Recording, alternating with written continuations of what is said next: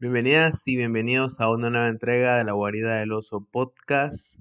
Hoy vamos a estar conversando sobre racismo, blanquitud y cómo afecta esto a las dinámicas de participación política.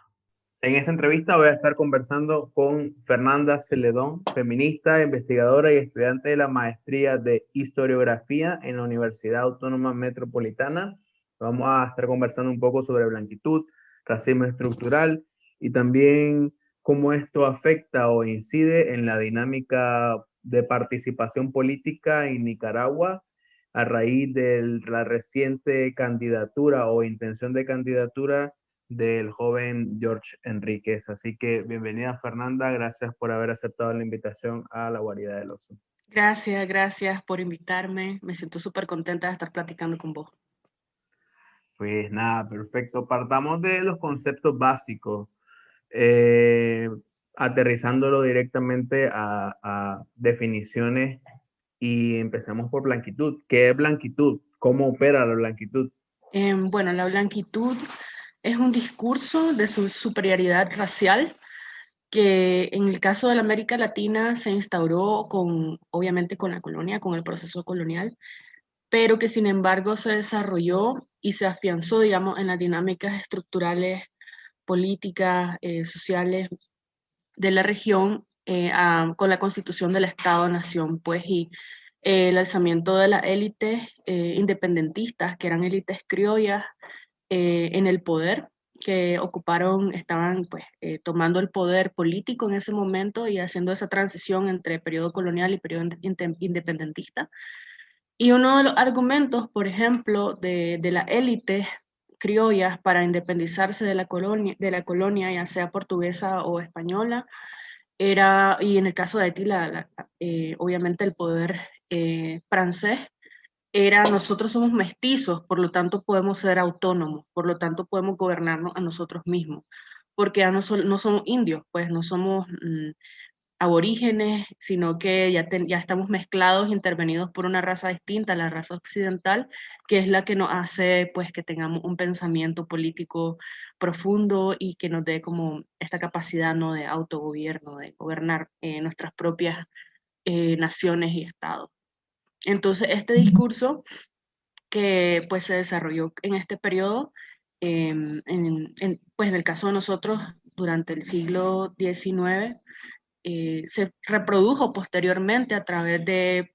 producción cultural, ya sea literatura, pintura, obras de teatro, música,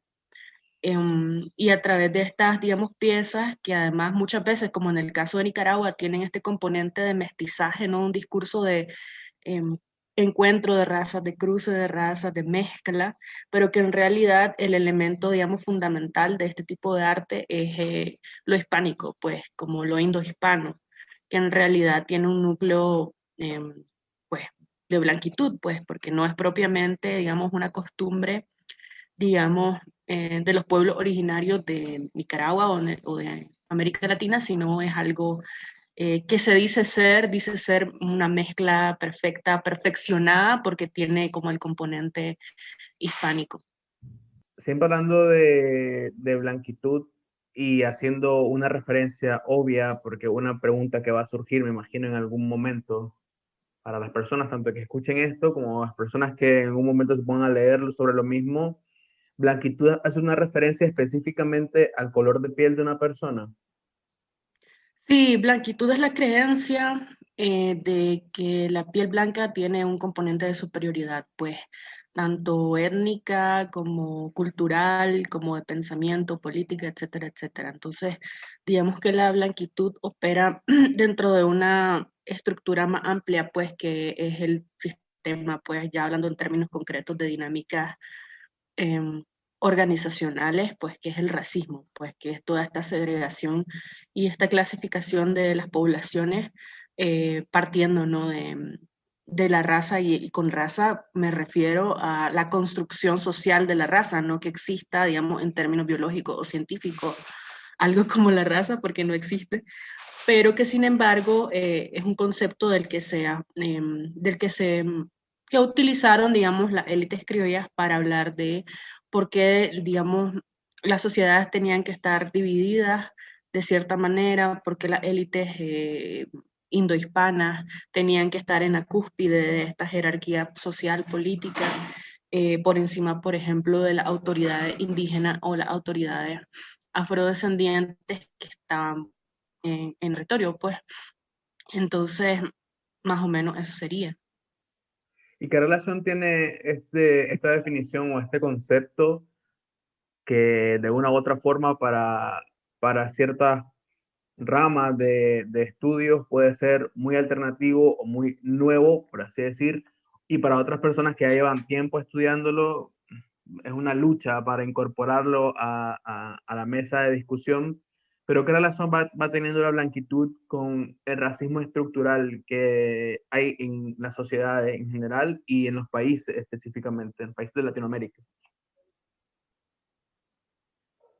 Bueno, yo creo que, como te decía, como fue un dispositivo, digamos, una estrategia política, perdón, para alcanzar un estatus social eh, y para también conservar el poder. Por tanto, en el caso, por ejemplo, de Nicaragua y de Centroamérica, específicamente en Nicaragua, hemos visto que, por ejemplo, la clase política no se ha diversificado lo suficiente, sino que siempre ha estado concentrada, digamos, en el Pacífico, en las élites políticas, ya sea liberales, conservadoras de Granada, y que son las que siempre han ostentado el poder y siempre son las que corren dentro de las dinámicas electorales, preelectorales, para candidatearse a presidencia, a la asamblea, etcétera, etcétera. Entonces, ahí podemos ver pues una clara manifestación de cómo la clase política se constituyó y cómo a través de este discurso pues de blanquitud, que si bien quizás ahora no es políticamente correcto decir, no, es que yo puedo más porque yo soy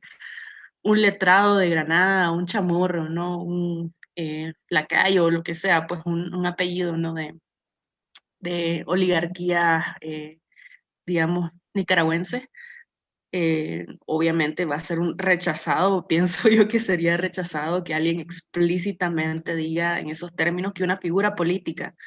diga en esos términos, yo puedo más porque soy de una élite y porque mi apellido y mi herencia no familiar, mi tradición y bla, bla, bla. Sin embargo, podemos ver cómo, por ejemplo, en el caso de este periodo electoral, hay muchísimos candidatos que sí responden a esa lógica. Pues hay dos precandidatos por parte, uno por parte de la coalición nacional, creo, que es Juan Sebastián Chamorro, pues, que es parte de una élite política, económica, que se suscribe pues a toda esa matriz, digamos, de alta alcurnia, digamos, política, y también es el caso pues de doña Cristiana Chamorro, pues que en el caso de ella es bien interesante porque también está todo este mito de soy la hija de mi madre, por tanto yo también puedo dar paso a una transición política como la que hubo a inicios de los 90, ¿no? Pero también vemos ciertos vestigios pues, de ese discurso, por ejemplo, con la propuesta de doña Kitty Monterrey, que es explícitamente conservadora, pues católica, a más no poder, y que si bien quizás ella no es parte, digamos, en términos consanguíneos, ¿no? De todo este entramado familiar, político, em, pues su discurso suscribe totalmente a esa matriz de pensamiento, pues de Nicaragua es católica, Nicaragua em, es así, o sea, toda la caracterización de lo que ella piensa que es la nación, eh, tiene un antecedente concreto, pues que es el antecedente de la élite criolla, de las minorías letradas de la ciudad de Granada, que construyeron, ¿no?, todo este discurso conservador sobre catolicismo, nación, blanquitud también, de conservemos nuestra familia, nuestro poder, etcétera, etcétera. Entonces, eso pues en contraste, por ejemplo, con la candidatura de George Patrick Enríquez, que pues tiene un discurso para mí bien interesante en términos de que hace contrapeso totalmente a estas, digamos, sí a estas propuestas más tradicionales, pues que es lo que toda la vida hemos visto en Nicaragua, pues desde que yo tengo conciencia desde niña y veo todo este juego, ¿no? Sí. Preelectoral, el discurso no ha transitado mucho, pues, y pues yo pienso que al menos en el caso de este muchacho es muy interesante su propuesta, pues, porque él está muy consciente en términos políticos de que su candidatura representa una divergencia, pues, salirse de esa homogeneidad y de ese, sí, sí, pues, de ese discurso, digamos, de la élite cerrado, pues, que siempre es como pacífico centrado, además, porque Nicaragua, pues, es al final un país con 3 regiones, pues, Claro. en el que muy difícilmente los candidatos o precandidatos de la región central y mucho menos las de la región Caribe van a tener como este nivel de representación, ¿no? Y de este papel, pues. Sí. Eh, sí, cuando hablamos de la dinámica de la reciente precandidatura o intención de candidatura de George, que considero importante porque si se está escuchando las propuestas de personas que pertenecen a élites sociales, políticas y económicas, solo por ser esas personas, pues se puede escuchar también la propuesta de alguien que se ha dedicado a hablar de participación política, de incidencia política, activismo y demás cosas que haya realizado George, que se le conoce, pues. Y viene y salta la reacción. Yo me quedo mucho con la reacción, más allá del rechazo que hay dentro de las mismas estructuras, que obvio lo vamos a abordar, me interesa que lo abordemos. También quiero quedarme con la actitud, la reacción que tuvo la gente ante esta candidatura, ante la intención de candidatura. Yo me quedo con que no hablaron de lo que hizo, por parte de quién va, no se le cuestionó por si comulga con un partido, por si comulga con otro partido, por si comulga con la izquierda, entre comillas, con la derecha, entre comillas. No se criticó eso. Automáticamente se fue hacia el color de piel de George, hacia su cabello,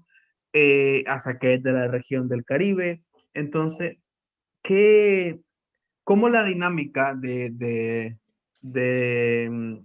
la estructura de incidencia política, entre comillas, valga la redundancia, afectan a la reacción de la sociedad y viceversa? ¿Cómo la reacción de la sociedad alimenta esta dinámica de superioridad desde la blanquitud, la élite, desde las dinastías que se van formando en la política de Nicaragua? Sí, es un poco, creo, está relacionado con lo que te mencionaba hace un ratito de cómo la élite y las minorías letradas del siglo XIX, inicios del siglo XX, constituyeron un discurso sobre la nación eh, que privilegia o le da como beneficios a, obviamente, las clases más blancas o las clases criollas, mestizas, por sobre las clases, por sobre los grupos indígenas y afrodescendientes. Entonces hubo todo un aparataje como cultural a través del cual se reprodujo esta creencia de que lo nicaragüense, o sea, lo nicaragüense es lo mestizo, sino lo blanco, intervenido por lo indígena, ¿no? Entonces, cuando alguien piensa candidato presidente, cuando un mestizo del Pacífico, por ejemplo, piensa candidato a la presidencia de Nicaragua, se imagina obviamente a un líder político que posee, ¿no?, esta identidad mestiza, esta identidad en términos de lo que la literatura, incluso la producción historiográfica, la música, toda esta cuestión le ha dicho que es lo nicaragüense, pues en términos de concretos, pues lo que Pablo Antonio Cuadra, lo que José Coronel Urtecho, lo que Camilo Zapata, lo que toda esta minoría, digamos, que se dio a la tarea de construir un discurso sobre lo nicaragüense, le dijo que es lo nicaragüense. Entonces, obviamente, cuando ven a un sujeto político que transgrede completamente esta identidad, arquetipo, digamos, si es un arquetipo, em, su reacción va a ser de qué pasa, pues, ¿por qué no hay un nicaragüense en términos de lo que yo concibo, em, candidateándose, pues, para alcanzar, para ser presidente, ser líder político, pues? Y obviamente también se evidencia, digamos, como lo latente, como el elemento subyacente del discurso, que es esto es lo nicaragüense, lo demás, o sea, lo demás que no calza dentro del arquetipo, no es lo otro, pues, es lo otro que tiene que ser silenciado, que tiene que ser marginado, que no tiene que participar en estas dinámicas de por el poder o por alcanzar un estatus, discúlpame. Em, y entonces esto es lo otro. A mí se me hace bien curioso que en los últimos años yo he visto como mucha realce en términos de publicidad turística de ciertos lugares de la costa atlántica, de, sí, nuestra costa Caribe, nuestra cultura, nuestra no sé qué, nuestra gastronomía, los lugares bonitos, la playa, y cómo hay también un imaginario de que ese es el lugar, este imaginario, ¿no? De lo paradisíaco que es la costa Caribe, de lo hermosa que es, o sea, de lo exótico, ¿no? Que es, em, digamos, como que entra en contraste con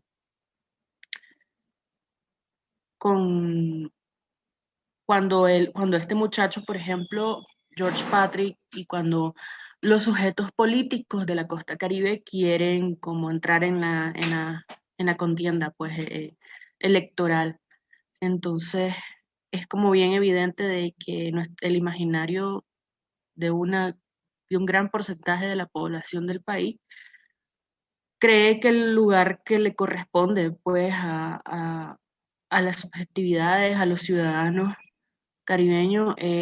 mm, a la orilla de la playa, no sé, sirviendo coco, eh, versus lo que realmente es su derecho, pues constitucional, que es participar activamente en todos estos procesos, ¿verdad? Entonces, no sé, por ejemplo, comentarios en redes sociales como Facebook, ¿no? Personas comentando que se parecía a un nieto de Bob Marley o que se parecía a un miembro de Dimensión Costeña, porque esa es como la idea que se tiene o la idea que tienen estos grupos em, de, de las personas, ¿no? De la costa Caribe, ¿no? Como una idea bien folclorizada, bien estereotipada, donde no, aparentemente no tienen ningún tipo, para ellos, ¿no? Para ellos no tienen ningún tipo de agenciamiento ni de legitimidad política, pues. Em, entonces, yo creo que este tipo de experiencias y de sucesos, ¿no? Son interesantes porque creo que el discurso de las personas se va haciendo cada vez más claro, como Sí. sabes quién es quién y a qué responden, pues, sus comentarios, sus discursos, a, a qué ideologías y a qué discursos políticos, pues, suscriben. Sí, sí, yo creo que lo que van haciendo una especie de retroalimentación, en medicina se le llama retroalimentación positiva cuando una hormona estalla o desencadena que otras hormonas se liberen. Entonces yo considero que se puede aplicar a esto en la parte social.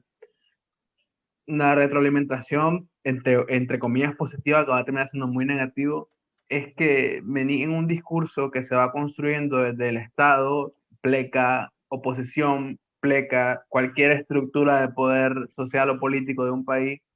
y construyendo narrativas históricamente eh, elaboradas sobre qué deben ser las personas de la costa Caribe, qué no deben ser las personas de la costa Caribe, que su figura solamente es la que el Inturte va a promocionar y nada más. Y esto viene dándole a la gente esa idea, ese constructo sobre estas personas, esa concepción sobre estas personas, y cuando estas personas se salen de ese cuadro que estableció otra gente, no ellos mismos, ni ellas mismas, entonces las personas empiezan a hacer cortocircuito y tienen una reacción, no es inesperada. Para mí la reacción que tienen las personas no es inesperada, porque claro, ya tienen todo eso en su mente, ya tienen todo eso ya esquematizado. ¿No es correcta? No lo es, pero al mismo tiempo no es inesperada, porque como sociedad hemos estado consumiendo desde nuestras edades muy, muy pequeñas, muy jóvenes, hasta las personas más adultas, esa narrativa de que las personas de la costa Caribe son de un lugar paradisíaco, de un lugar para ir a turistear, de un lugar para ir a tomar fotos, las playas, la arena, no sé qué, y hasta ahí. Entonces viene, a mí me descoloca mucho eso, justo lo que dijiste vos, los comentarios en redes sociales. Yo agradezco a la vida por no tener Facebook porque no aguantaría ver tantas cosas así, no lo tolero. O sea, si vas a cuestionar a una persona, yo sí cuestionaría a George, lo cuestionaría por discurso, por su afiliación o no afiliación a un partido político, a una estructura, por que haya comentado sobre algo y yo considere que no es así, y le cuestionaría desde ahí, pero no lo voy a cuestionar por su color de piel, no lo voy a cuestionar por su cabello, no lo voy a cuestionar, o sea, en general, por su origen, no lo voy a cuestionar. Y luego vení y tenés, ayer se dio un debate, la verdad no lo vi, no voy a mentir, pero medio estuve leyendo comentarios en redes sociales de que se hacía alusión a que alguno de estos candidatos o precandidatos decía de que había que sentirnos parte de la costa. Los nicaragüenses habíamos que sentirnos parte de la costa Caribe, o sea, es decir, la costa Caribe es Nicaragua también. No puedes venir y crearle esa imagen a las personas de que, bueno, otro lado, porque eso va acrecentándose y va generando lo que decía al comienzo de esta idea, que alargue mucho, el feedback. La gente va obteniendo eso y va a reaccionar de la misma forma, y esto va a generar de que esas estructuras de poder sientan de que siguen teniendo el poder y que siguen teniendo la incidencia social, política y cultural sobre sus conciudadanos y conciudadanas, para que se vaya acrecentando esta narrativa y así la sociedad se vuelva mucho más parcializada, mucho menos diversa y mucho más esquematizada en el conservadurismo. Para mí el conservadurismo en Nicaragua se ha alimentado desde las estructuras de poder, obviamente, pero también se ha retroalimentado desde la sociedad, porque eso de que Nicaragua es tal, Nicaragua es tal, Nicaragua es tal, no puedes decirlo, porque Nicaragua es tan diversa, hay tantas personas, hay tantos pensamientos, hay tantas vertientes. Es como decir, y lo traigo por lo de 2018, mucha gente dice, ay, los jóvenes no les interesaba el país hasta 2018, que no sé qué. No es cierto, había jóvenes que ya estaban haciendo unas cosas asombrosas de incidencia política, que iban y protestaban con diferentes movimientos sociales y lo que sea, pero encasillar a un grupo tan diverso y tan poco estático como es la juventud. Entonces, si sos capaz de encasillar a ese grupo, ¿cómo no lo haces para encasillar a un país? Y eso pasa mucho en Nicaragua y creo que en toda América Latina. Y el discurso trasciende más allá de lo cotidiano a algo tan importante como es la construcción de un país a base de un cambio social y político que en verdad sea evidente, que no solo sea algo momentáneo, que no solo sea salimos de Ortega y luego ya vemos, pues, que es a lo que están aspirando todas estas personas y a los que aspiran una gran parte de la población, que no quiere traer a colación discusiones, que no quiere traer a colación temáticas muy importantes que abordar y problemáticas importantes que abordar, porque lo primero es Ortega y luego lo que venga. Y bajo esta premisa vamos a seguir cumpliendo lo mismo que se cumplió con Somoza. Primero sacar a Somoza y luego lo que venga, pues y lo que vino fue Ortega. Y si seguimos en esa dinámica, no, además de Ortega, el neoliberalismo alemán y lo que sea, o sea, no nos hemos podido sentar como país y decir, ok, lo que venga, ¿cuándo va a venir? ¿Con el siguiente dictador? ¿Con el siguiente asesino? No puede ser así. Y me fui tan lejos porque es molesto entender de que las personas no aceptamos la diversidad. No aceptamos la diversidad de nuestro país, no aceptamos la diversidad de nuestra cultura ni de nuestra sociedad. Y obviamente eso está más que evidenciado en la narración política y social de estas estructuras de poder, de estos individuos que buscan cambiar un país, entre comillas. Y por eso te pregunto, ¿cómo podemos revertir este discurso tan desde la blanquitud, desde el poderío social y político de los apellidos, del color de piel también, o intentar al menos generar un cambio en este discurso en las sociedades? Ujú. Sí, mira, varias cosas. Lo primero sería que yo suscribo totalmente a lo que decís sobre si vamos a criticar la participación de un actor político, precandidato, candidato, lo que sea, critiquemos la propuesta, pues critiquemos lo que está presentando ante debate público como su idea respecto a dinámicas políticas, sociales, económicas. eh, y hay que transgredir un poco esta cuestión de irnos por la parte performativa, por la apariencia. Creo que el debate público de Nicaragua es todavía muy superficial porque siempre se queda con impresiones, ¿sabes? Como debatimos a partir de impresiones y esas impresiones pueden ser el color de alguien o el pelo de alguien o puede ser la manera en que alguien dijo tal cosa o si dijo mal una palabra. Entonces, decir mal una palabra es igual a sos ignorante, ¿no? O no tenés la capacidad política, intelectual para estar participando en este asunto. Entonces, yo creo que aspiraríamos a tener como una discusión mucho más profunda sobre lo que está pasando, en donde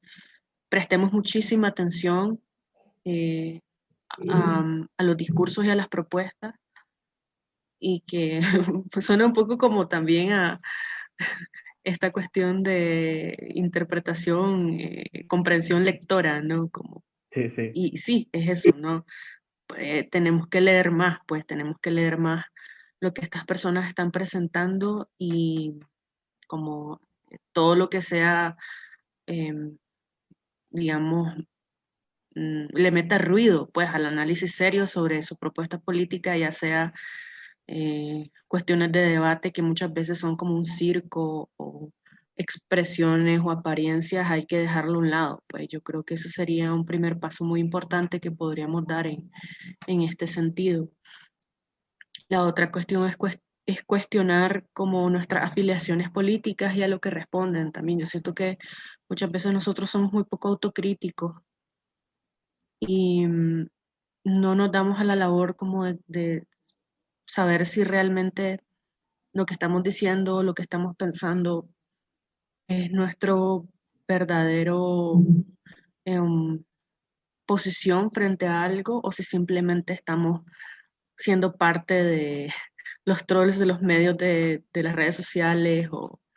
em, parte de estos grupos, ¿no? Que se dedican a meter ruido en las redes sociales. Entonces, eso, ¿no? Ser autocríticos y estar bien claros de nuestra posición política frente a los asuntos. Em, y lo tercero sería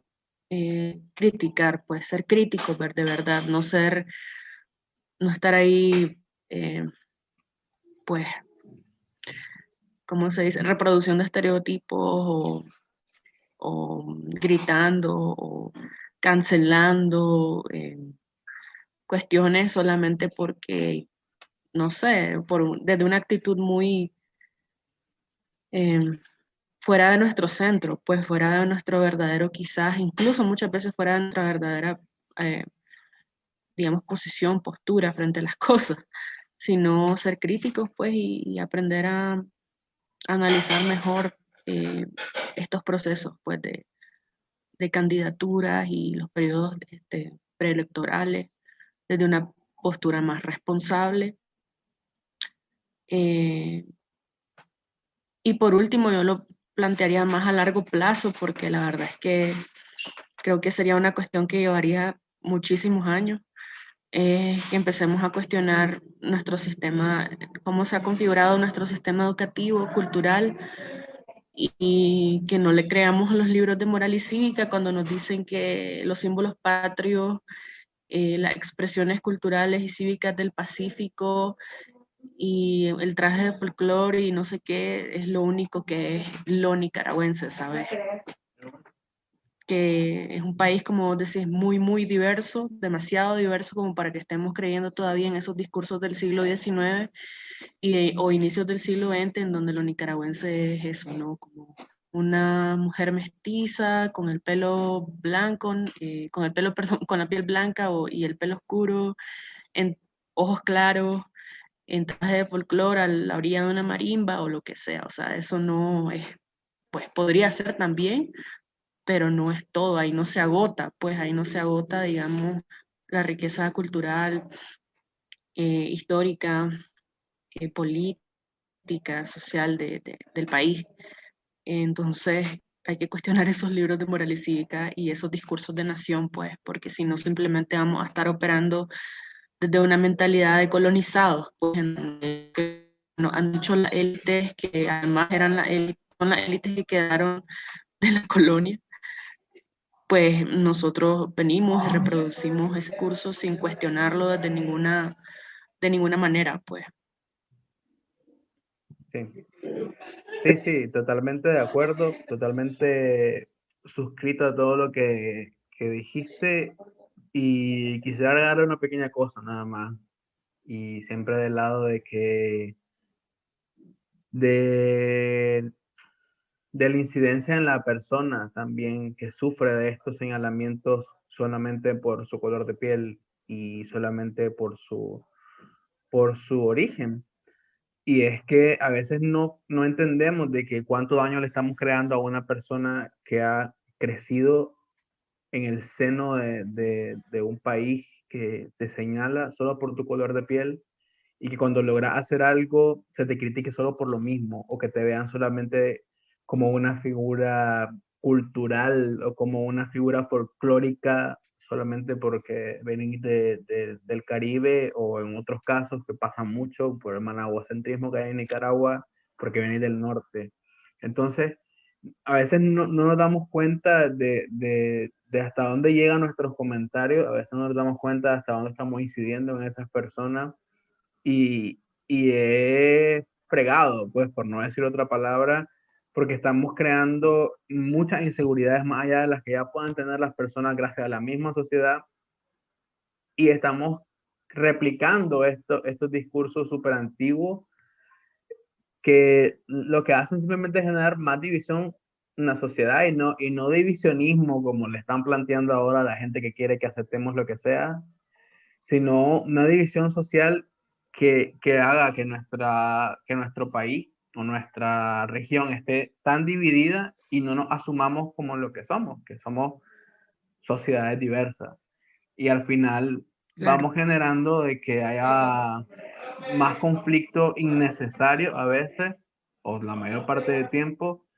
y estas descalificaciones sin sentido, que no van a aportar a nada, que no van a llegar a nada y que simplemente está generando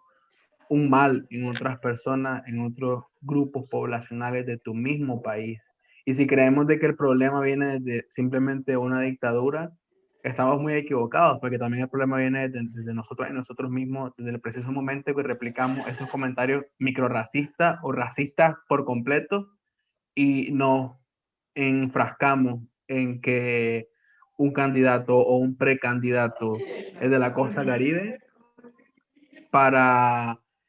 para descalificarlo per se, sin leerle, sin escucharle y sin darnos a la tarea de al menos indagar sobre quién es esta persona. Entonces desde ahí ya estamos cometiendo un grave error y estamos deslindándonos de la responsabilidad que tenemos como, más que culpa, responsabilidad que tenemos como seres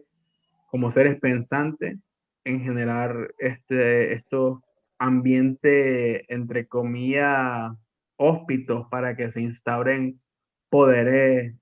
poderes y regímenes totalitarios, pues porque nosotros mismos, al generar esta, este caos, también no nos estamos enfocando en generar un cambio real en nuestros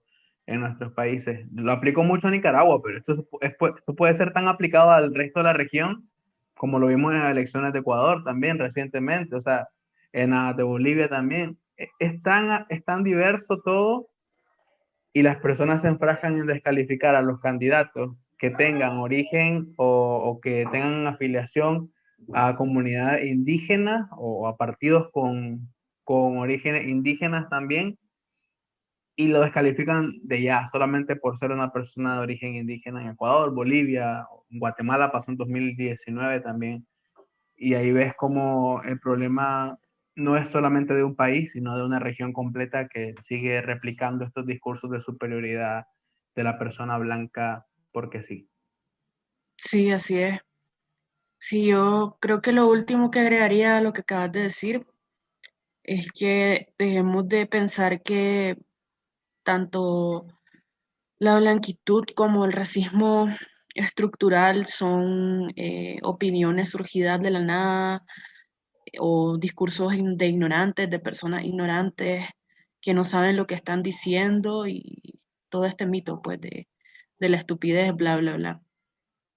Cuando en realidad, si revisamos un poco pues la historia de Nicaragua, la historia política, cultural de Nicaragua, nos damos cuenta de que son sistemas de pensamiento, pues son matrices de pensamiento y eh, ideologías que se han instaurado a través de dinámicas específicas, en circunstancias específicas, y que las critiquemos desde ahí, pues, como relatos, como discursos y como formas de pensamiento, y no como bajo esta idea tonta, ¿no? De, ah, sí es que la gente es racista porque es idiota, ¿no? O lo que sea. Entonces, más bien critiquemos, pues, como el discurso en sí que se representa a través de lo que ya mencioné, pues, toda esta idea folclorizada, lo que se supone que es Nicaragua o el nicaragüense, em, y nos vayamos a ese nivel de discusión más profunda, pues, sobre los símbolos y sobre las expresiones culturales que nos han formado nuestro imaginario de nación, de cultura, de identidad, que yo creo que también forma parte de las responsabilidades ciudadanas, pues, de nosotros, como estar conscientes de nuestros discursos, pues, y de nuestro, y de nuestras trayectorias, de nuestra historia, pues, entonces, sería lo único que agregaría realmente porque me pareció muy bueno como el cierre que le acabas de dar a la discusión. Y agradecerte por haber aceptado la invitación y haber estado acá con nuestras y nuestros oyentes y desearte que todo vaya bien por aquellos lados. No, Ale, muchísimas gracias por haberme invitado, ¿sabes? Yo creo que es importante ir abriendo este debate, esta discusión, tanto en redes sociales como en este tipo de espacios. Entonces, nada, te agradezco mucho y ojalá que nos veamos pronto, pues, en una discusión también de este tipo. Nada, Fer, un abrazo enorme, espero que todo vaya bien y si no va bien, que vaya mejorando y que sigamos resistiendo, que al final de cuentas es lo que nos queda. Dale, dale, sigamos resistiendo entonces. Si llegaste hasta acá y te gustó la entrevista, te invito a que la compartas y nos sigas en nuestras redes sociales. @la guarida pod en Twitter, @guarida del oso podcast en Facebook e Instagram. Mi nombre es Joel Herrera y te agradezco por haberme brindado un poco de tu tiempo. Hasta la próxima.